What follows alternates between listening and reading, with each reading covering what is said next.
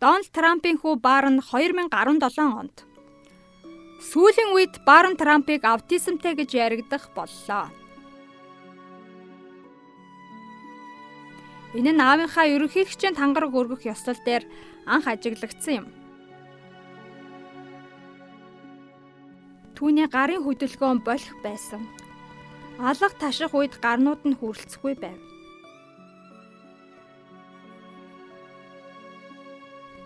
Сандал дээр сууж байхдаа яг л аутизмтай хүүхчиг л хөдлөөд байсан юм.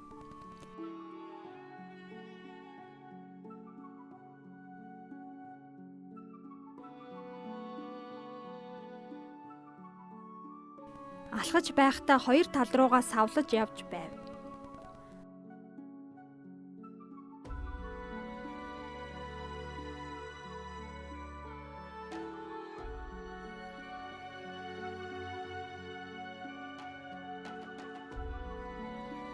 Аутизмтай хүүхдийн нэг шинж бол хүмүүстэй харилцах, ойлголцох чадваргүй байдаг.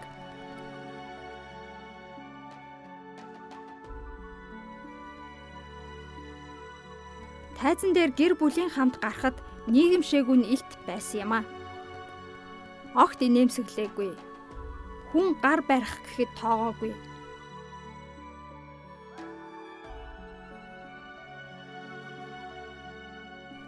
Биед нь хүн хүрэхэд дургүй байв.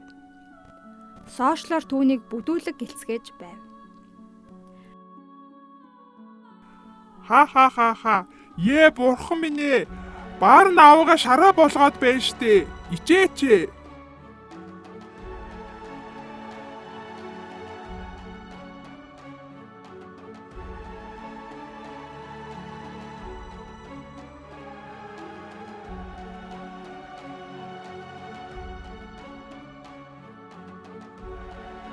Аутизмын талаар мэддэг хүмүүс сошиалор шуугиж эхлэв.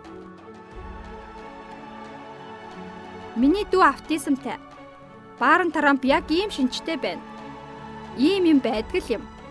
Баррыг шоолоод байгаа хүмүүс аутизм гэж ямар өвчин болохыг мэдэхгүй л байна да.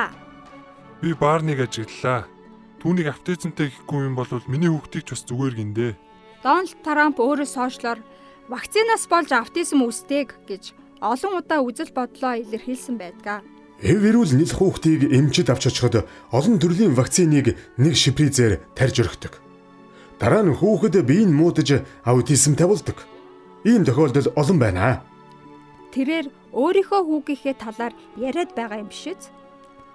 Өөр нэгэн мэтгэлцээний үеэр тэр ингэж ярьсан. Аутизм халдварт тахал шиг боллоо. 25 жилийн өмнөх 35 жилийн өмнөх статистикийг харахад тийм өвчин байгаагүй. Тэр ч байтугай Библи бичигдэх үед ч ийм өвчин байсангүй. Харин одоо өвчний тархалт хяналтаас гарлаа. Олон вакциныг нэлэх хүүхдэд яг морины доозоор ойрхон тарьж байна. Дараа нь хүүхэд халуурч биеийн хямардаг. Тэгээд л аутизмтай болдог. Түүний хүн компьютерт маш сайн нь яг аутизмтай бусад хүүхдүүдэд байдаг шинж юм а. Миний 10 настай хүү компьютерийг гайхалтай эзэмшсэн. Мелани Трамп. Миний хүү математик шинжлэх ухаанд сонирхолтой. Тэр гэртээ ганцаараа тоглох дуртай.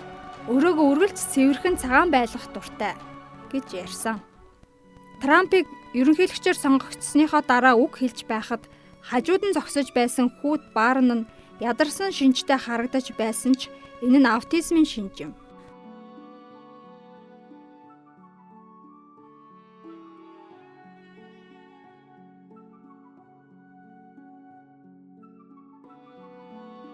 Сошиалор ардууд түүний байдлыг бүдүүлгээр шоолж байлаа.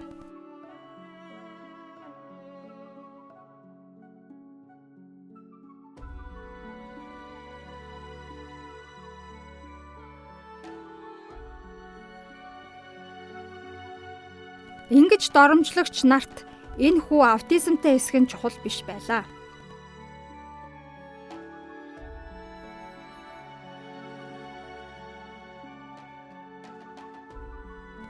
Мелани Трамп би тэргүүн хадагтай үүрэгт ажлаа хүлээж авсныхаа дараа яг Мишель Обама шиг хүүхэд эхчүүдийн төлөө ажиллах болно.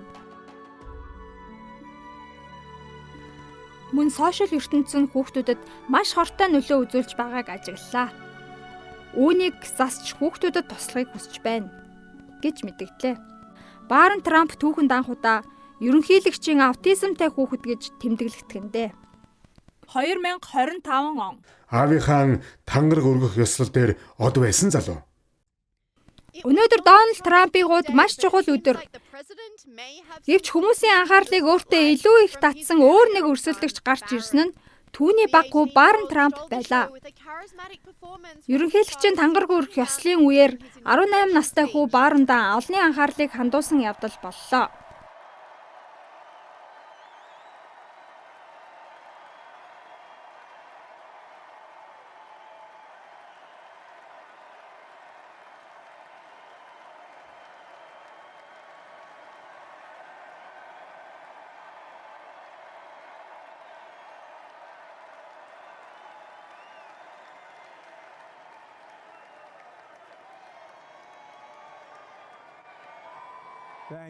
Баярлалаа. Залуу үеийнхэн биднийг дэмжинэ гэж миний хүү мэдж байсан. Бид залуучуудаас 36% санал авч чадсан. Хүү маань "Аава, та ийм юм хийх хэрэгтэй" гэж надад зөвлөсөн. Бид зөндөө зүйл хийсэн. Тэр бүгдийг хүндэлдэг. Юмыг сайн ойлгодог. "Аава, та Жо Рогентэй уулз. Тэрнтэй уулзаа" гэхэд бид хийсэн юм шүү. Алга ташхад тэр дуртай байсан. Гараа өргөж, чихэндээ ойртуулан нэрийг нь улам чанга хэлхийг хүсэж байгаагаа илэрхийлсэн. Өнөөдөр түүний хувьд ямар гайхалтай өдөр болов гэж интернетэд хүмүүс бичсэн байна.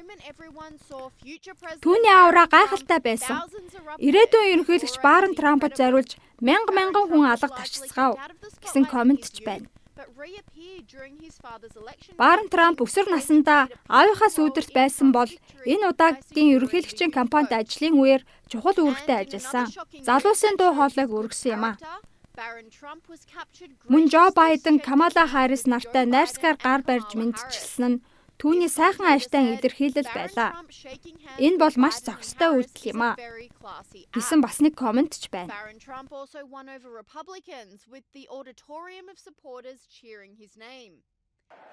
Дэмжигч нарын зааланд түүний нэрийг хэлэхэд бүгд найрамдагчдын анхаарлыг байлдан дагуулж байлаа.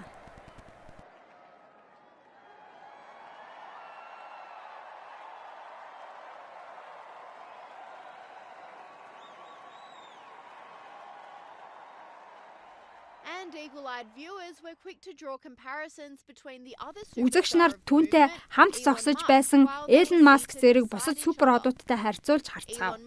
Элон Маск яг хүүхэд шиг байхад харин Барон их тогтун төв зогсож байлаа. Тэр яаж идэгсэн бэ?